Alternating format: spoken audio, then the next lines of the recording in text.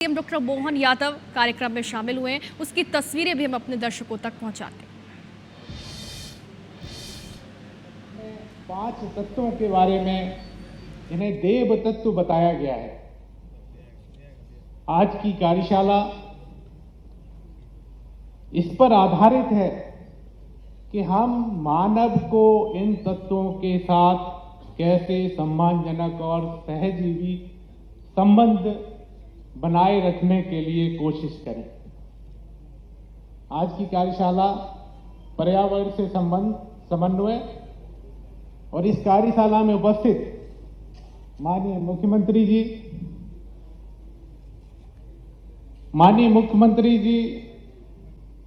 मैं बहुत संक्षिप्त में अपनी बात कहूंगा। मैं बाद में बताऊंगा कि वो कैसे समन्वय करते हैं। माननीय मंत्री जी, हमारे विशिष्ट पर्यावरणविद आदरणीय गोपाल जी आर्य, भास्कराचार्य संस्थान के महानिदेशक आदरणीय श्री टीपी सिंह जी, मेरे साथी एमडी आरडीसी भरत यादव जी और एमडी बीडीसी श्री शिवी चक्रवर्ती जी और उपस्थित सभी इंजीनियर साथियों, सबसे पहले मैं इस कार्यशाला में आप सबका स्वागत करता हूं। आपका बहुत बहुत स्वागत है, अभिनंदन है। और जो मंच पर बैठे लोग हैं उनका भी मैं बहुत बहुत अभिनंदन करता हूं। मैं संक्षेप में 2-3 बातें कहूंगा। माननीय प्रधानमंत्री जी ने एक पेड़ एक मां के नाम कार्यक्रम शुरू किया और ये लगभग 3 साल से और उससे पहले दूसरे नामों से चल रहा है। हमारे प्रदेश के मुख्यमंत्री जी ने इस कार्यक्रम को एक अलग मुकाम तक पहुंचा करके एक बगिया एक मां के नाम तक ले गए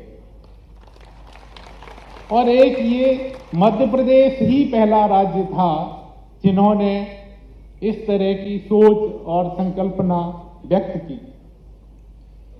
मैं बताना चाहूंगा कि पीडब्ल्यूडी या और अन्य अधोसंरचना निर्माण वाले जो विभाग हैं वे सामान्य तौर पर निर्माण कार्य करते हैं और इसलिए हमारे लिए ये बहुत आवश्यक होता है कि हम वृक्षों को और जल को और अन्य तत्वों को, प्रकृति के तत्वों को कैसे देखते हैं।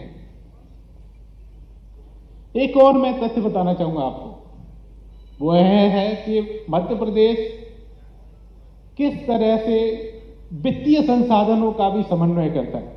हमारे मध्य प्रदेश का जो फिस्कल डेफिसिट है उससे बराबर या उससे ज्यादा अन्य जो छत्तीसगढ़ आए उनको भी मैं बताना चाहूंगा इस चीज को, उससे ज्यादा अधोसंरचना पर व्यय करता है। जबकि अन्य कई राज्य ऐसे हैं जो फिस्कल डेफिसिट के बराबर के जो ऋण की राशि रहती है उससे वेतन बांटते हैं। ये समन्वय है विकास के साथ और ये विकास मैं आंकड़े भी बताऊंगा बहुत संक्षिप्त में। तो पिछले अगर 3 साल की आर्थिक दर देखें तो मध्य प्रदेश की आर्थिक विकास दर 1500 से लेकर के 2000 बेसिस पॉइंट, मतलब 1.5 से 2% ज्यादा रही है मध्य प्रदेश की। पिछले वर्ष के अगर आंकड़े देखें तो राष्ट्रीय जो विकास दर थी वो 6.6% थी, जबकि मध्य प्रदेश की 9%। समय के मार्गदर्शक और पर्यावरणविद माननीय गोपाल आर्य जी, अपने इसी क्षेत्र में सिद्धहस्तता रखते हुए जिनने अपनी बात रखी, माननीय टीपी सिंह जी, सुखवीर सिंह जी, भरत यादव जी, चक्रवर्ती जी, केपीएस राणा जी, इस अवसर पर मौजूद आप सब, आज का विषय थोड़ा हटके भी है और माननीय राकेश जी ने कहानी के माध्यम से इसका मर्म बताने का प्रयास भी किया है। आमतौर पर पर्यावरण से समन्वय और लोक निर्माण, ये ऐसा लगता सूर्य और चंद्र की तरह है। जब सूर्य निकलता तो चंद्र अपनी जगह छोड़ देता है और जब चंद्र निकलता तो सूर्य को अपनी आभा छिपाना पड़ती है। दोनों अलग अलग भूमिका में, लेकिन कितना सुखद समन्वय शब्द इसमें आया है। और समन्वय का मतलब ही है कि समन्वय वो बीच का रास्ता निकालता है जिसके आधार पर हम अपनी अपनी भूमिका अदा करें। जब निर्माण की बात आ रही है और निर्माण में भी लोक निर्माण की बात आ रही है तो निर्माण के साथ कई चुनौतियाँ आती, और चुनौतियों में मैं जाने के पहले अभियंता की तरफ आपका ध्यान आकर्षित करना चाहूँगा, इंजीनियर शब्द के प्रति। तो इंजीनियर शब्द की तरफ जब हम देखते हैं तो इंजीनियर का अर्थ क्या है? तो इंजीनियर का अर्थ है विज्ञान, गणित और तकनीक। इन तीनों क्षेत्रों में समान रूप से जो सिद्धहस्तता रख ले वो अभियंता कहलाता है। ये हमारा जिसके नाते से आपको जाना गया है, ये उस मूल भाव की तरफ हमको जाना पड़ेगा। और एक तरफ जब आप इसमें देखते हो तो अभियंता को तकनीकी ज्ञान के आधार पर मशीनों, संरचनाओं, प्रणालियों, कई प्रकार की व्यवस्थाओं से अपने आप के ज्ञान कौशल के साथ उपलब्ध संसाधनों का बेहतर से बेहतर उपयोग करने की तरफ लगातार सतत रूप से वो ज्ञान को विज्ञान की तरह लेकर निकले। और इन व्यवस्थाओं से जब हम जोड़ के देखते हैं तो अब थोड़ा सा उधर अलग हटके आए, जिसका आपने 170 साल पुरानी रेल प्रणाली से जोड़ करके राकेश जी ने बात कही। हमारे अपने कई निर्माण के, और वैसे तो हड़प्पा कालीन पुराने सिंधु घाटी सभ्यता की निर्माण की रचनाएं, उसमें जल निकासी के प्रबंधन, पुराने स्थापत्य के नमूने, कई प्रकार के आज भी अद्भुत चीज़ें हैं जो हमको दिखाई देती है कि हमारे यहाँ स्थापत्य का ज्ञान नया नहीं है, लेकिन ये परिस्थिति जन्य नहीं है, प्रकृति जन्य है। प्रकृति के साथ जोड़ करके ही देखा गया। अभी आपने एक डैम का उदाहरण दिया, राकेश जी ने सही कहा है।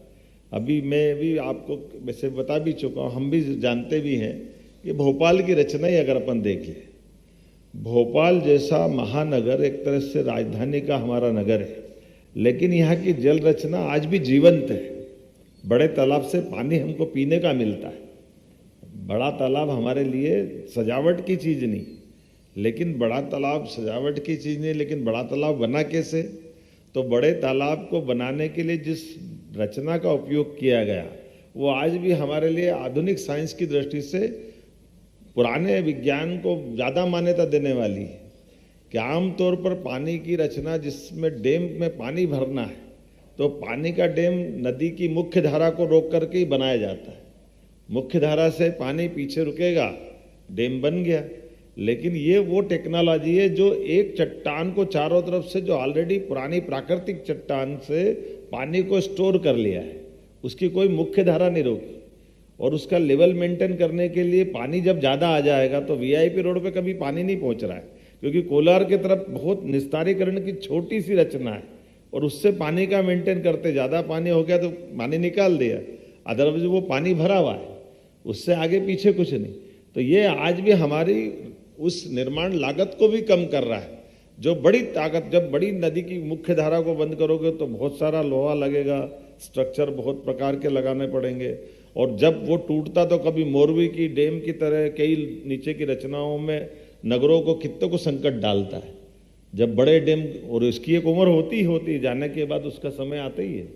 लेकिन ये जो हमारे निर्माण की पुरानी रचना है, ये रचना हमको आज भी उसी प्रकार से लालायित कर रही है जिसको आज के संदर्भ में देख ले। अभी अपने सामने देखते देखते कुछ वैसे आप लोगों ने भी अच्छा प्रयोग किया है कि जंगल के जानवर भी बचना चाहिए, सड़क भी निकलना चाहिए।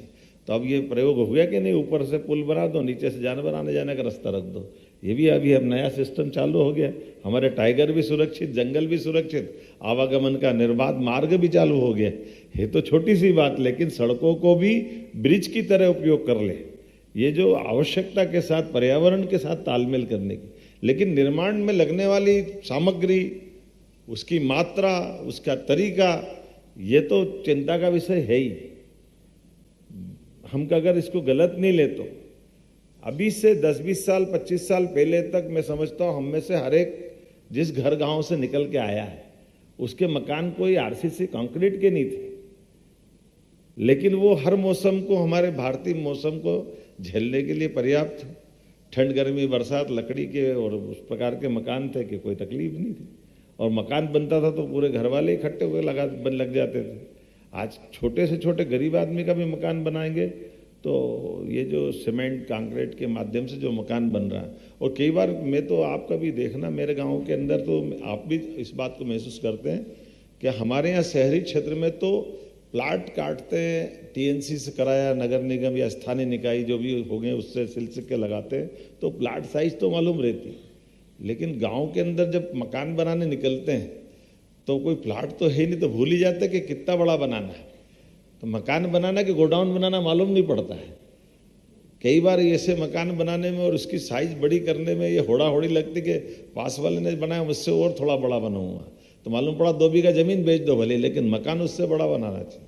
और मकान उससे बड़ा बनाते बनाते मालूम पड़ा प्लास्टर के पैसे खत्म हो गए, सालों तक ऐसी ईंटें दिखती रहती है।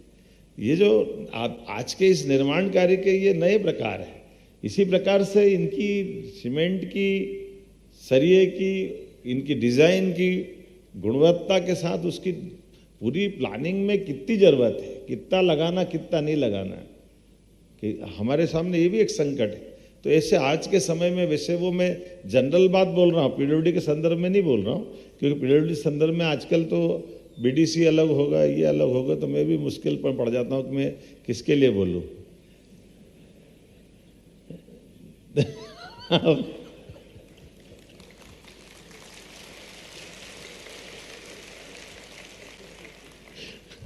सरकार की मर्यादा भी होती है और मुख्यमंत्री की ज्यादा ही होती है, लेकिन समझदार को इशारा काफी रहता है। मैं जो बोलना चाह रहा हूं आप समझ रहे होंगे। ऐसे में हमने ये पवित्र भाव के साथ पर्यावरण और समन्वय निर्माण, लोक निर्माण विभाग के माध्यम से मैं मंत्री जी को बधाई देता हूं, पूरे विभाग को बधाई देता हूं। वाकई आपका बहुत सुंदर एक तरह से मन का संकल्प हुआ, और इस दृष्टि से हमारा ये बड़ा निर्णय है। पूरे देश की कई सारी राज्य सरकारें, कई सारे निर्माण के फील्ड डिपार्टमेंट अपना अपना काम कर रहे होंगे, लेकिन इस प्रकार के संकल्प से चलने से हमारी मन की शुचिता भी दिखाई देती है, हमारी ध्येय निष्ठा भी दिखाई देती है, और हमारे अंदर के अंतर्मन की इस भावना भी दिखाई देती है कि सरकार का पैसा तो है, लेकिन सरकार के पैसे के साथ साथ हमारे अंदर आत्मा बैठी है जो इस अच्छे बुरे का फैसला करती है, और आत्मा को परमात्मा से जवाब देना है कि वो परमात्मा के घर जब जाएंगे तो हमने किया क्या है, इसके जवाबदार हम ही हैं। मैं समझता हूँ इस भाव को भी हमको अंदर से महसूस करने की ज़रूरत कि हमारे द्वारा किया गया कोई भी काम हमको भी तो अच्छा लगना चाहिए। जिसने दिया लिया वो बात की बात है, हम भी उसके लिए बराबरी के जवाबदार हैं। ऐसे में सरकार का बेहतर से बेहतर वो निर्माण की दृष्टि से, लागत की दृष्टि से, उपयोगिता की दृष्टि से और पर्यावरण की दृष्टि से सभी प्रकार से श्रेष्ठ हो जाए। और विटामिन की आपने बात कही, वो सही बात है कि वो हमारा मूल रूप से तो पेट्रोलियम का वो रॉ मटेरियल ही है जो वेस्ट की तरह था, काम में आता था। मैं अपने उज्जैन की दृष्टि से देखता हूँ कि नदी के किनारे और खासकर जहाँ काली मिट्टी होती है, हमें से कई यहाँ इंजीनियर भी बैठे होंगे, हमारी सड़क डामर की बनती और बनते बनते वो एक पे एक लगाते लगाते किधर लगाते जाते 2-3-4 महीने बाद वो मिट्टी के अंदर की ताकत ही नहीं उसको झेलेगी, या बारिश के मौसम में कैसे चलेगी। तो यही चुनौती रहती थी कि वो चलेगी कितने दिन तक। 2-3 सड़कें तो ऐसी सिंहस्थ से 2 सिंहस्थ तक वो हमेशा बनती टूटती रहती थी, लेकिन थोड़ी समझदारी हुई कि हमने सीमेंट कंक्रीट से बना दी प्रॉपर, तो 2 सिंहस्थों को कुछ नहीं बिगड़ा। पैसा तो लगा, लेकिन वहाँ होना क्या चाहिए, कैसे काम करना चाहिए, केवल थोड़ा सा। तो जहाँ जहाँ की हमारी मिट्टी की अपनी प्रकृति है, उस मिट्टी की प्रकृति में जहाँ जैसी आवश्यकता है, क्या वो निर्माण हम कराएं, उसके तरह से हम प्रोत्साहित करें। अब ये अलग बात है कि वो एस्टीमेट थोड़ा सा फर्क पड़ता है, लेकिन मत बनाओ लंबा चौड़ा, छोटा बना दे, उसमें क्या फ़र्क पड़ता है। लेकिन अपना रुपया ₹1.25 में तो चलना चाहिए, उसमें क्या फ़र्क पड़ता है। कई बार हमारी जो निर्माण की कई प्रकार से बोलने के लिए तो बहुत सारी बातें हैं, लेकिन चूँकि मैं तो आज आपको सुनने भी आया था, लेकिन संयोग से मैंने माननीय गोपाल जी भाई साहब से अनुमति ले ली है। आज हमारे पंडित दीनदयाल उपाध्याय जी ने एकात्म मानव दर्शन के विषय के 60 वर्ष पूरे हो रहे, जब उनने पहली बार ग्वालियर में विचार रखा था, और उस विचार के माध्यम से हमारी ये जो अपनी मूल भावना, ये भी एकात्म मानव दर्शन की है। आज भी जो हम बात कर रहे हैं, इसको इसी प्रकार से भी समझ सकते हैं जैसे हम अपने ये जो पिंड है, इसको पिंड को भी यत पिंडे तत् ब्रह्मांड कहा गया है। जो हमारा पिंड है वही ब्रह्मांड है, और ब्रह्मांड और पिंड में हमारी कई सारी समानता हैं, और उन समानताओं के आधार पर हमारी संवेदनशीलता भी, समन्वयवादी भाव भी, और हमारी इस शरीर की उपयोगिता, और इस शरीर की उपयोगिता, शरीर की समय की सीमा भी ना कोई बढ़ा सकता है ना घटा सकता है। हर एक के शरीर के एक एक सांस के साथ महाकाल आपकी आत्मा में विद्यमान है, जो अपने हर जीवन की आने जाने वाली सांस से आपको जीवन देता जा रहा, देता जा रहा, देता जा रहा है। आपकी एक दिन की जिंदगी में 1,00,000 कोशिकाएं मरती है, तब आपका एक दिन का जीवन होता है। ऐसी कई सारी बातों के साथ मैं मान के चलता हूँ। आज जब अपनी इतनी अच्छी बातों को आपने मौका दिया, इस कार्यशाला के लिए आपने हमारे टीपी सिंह जी को खास तौर पे आमंत्रित किया। बहुत अच्छे समाज सेवी, पर्यावरण, गोपाल आर्य जी यहाँ बैठे हैं। अब हमारी मुश्किल तो ये भी रहती है कि राजनेता ज़्यादा बोले तो बड़ी मुश्किल में पड़ जाता है कि इनको ही ज्ञान हो गया क्या, बाकी क्या करने वाले हैं। तो मैं धृष्टता न करते हुए अपनी बात को यहीं समेटता हूँ। सरकार के मुखिया होने के नाते से हमारे विभागों की ये दृष्टि आना चाहिए, जिसको सरल भाषा में हम ये कहें लीक से हटकर सोचने का तरीका, जिसके आधार पर हम अपनी उपयोगिता, हमारी भूमिका सरकार के साथ, प्रकृति के साथ में तालमेल करें। और हम बोल ही चुके हैं उन सारी बातों के साथ जिसके लिए हमने अपना ये पूरा आयोजन किया है। मेरी अपनी ओर से इस अवसर पर पीडब्ल्यूडी डिपार्टमेंट को बहुत गालियाँ पड़ती है निर्माण कार्य करते करते।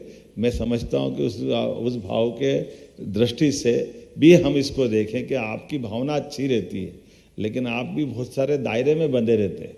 तो उस दायरे को खोलने के लिए आज की यह कार्यशाला भी बड़ी भूमिका अदा करेगी। इस शुभकामना के साथ बहुत बहुत धन्यवाद।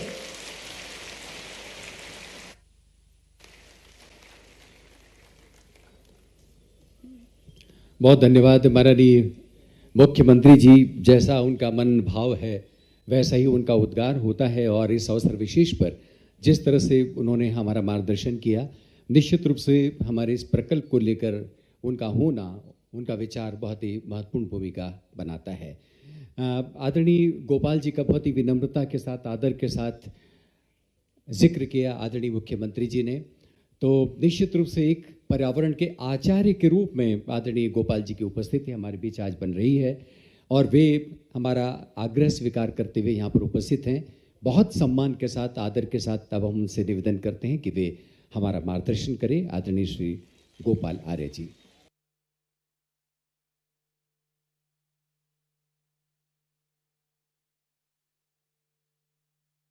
सीएम डॉक्टर मोहन यादव इस कार्यक्रम में शामिल हुए। संगोष्ठी सह प्रशिक्षण कार्यशाला का शुभारंभ उन्होंने किया है, और इसी के साथ उन्होंने संबोधन भी दिया, कई सारी बातें कहीं। और भोपाल में ये कार्यक्रम आयोजित किया गया है। पर्यावरण से समन्वय विषय पर यह खास कार्यक्रम आयोजित किया गया है, जिसका शुभारंभ सीएम डॉक्टर मोहन यादव ने किया। इस मौके पर संगोष्ठी सह प्रशिक्षण कार्यशाला का शुभारंभ भी सीएम डॉक्टर मोहन यादव ने किया। शॉल देकर और शील्ड देकर उनका सम्मान यहाँ पर किया गया। तमाम जनप्रतिनिधि इस कार्यक्रम में मौजूद रहे हैं, और मध्य प्रदेश के मुखिया डॉक्टर मोहन यादव खास तौर पर इस कार्यक्रम में शामिल हुए। उन्होंने कार्यशाला का शुभारंभ किया है।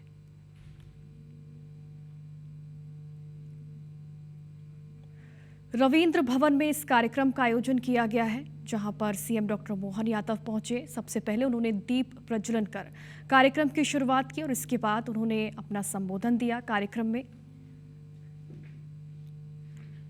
और प्रशिक्षण की दृष्टि से ये कार्यक्रम काफ़ी ज़्यादा अहम हो जाता है, इसकी भी सीएम डॉक्टर मोहन यादव ने सराहना की है। वर्कशॉप का उन्होंने शुभारंभ भी किया है। हालांकि कार्यक्रम से उनकी रवानगी हो चुकी है, चूंकि आज IBC 24 का स्वर्ण शारदा स्कॉलरशिप कार्यक्रम है, इसमें भी वो शामिल होने वाले हैं।